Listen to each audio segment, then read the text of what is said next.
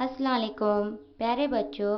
आज हम जमात अव्वल के उर्दू मज़मून में सफ़ा नंबर 43 पर दिए गए दो चश्मी ह वाले हर्फ पढ़ना सीखेंगे। भ से भालू, भ से भैंस, भ भ भ भ भ भ। फ से फल, फ से फल्ली, फ फ फ फ फ फ। थ से थैली, थ से थर्मस, थ थ थ थ थ थ।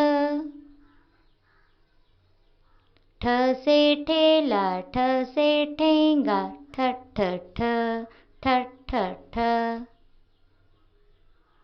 झ से झरना, झ से झोला, झ झ झ झ झ झ।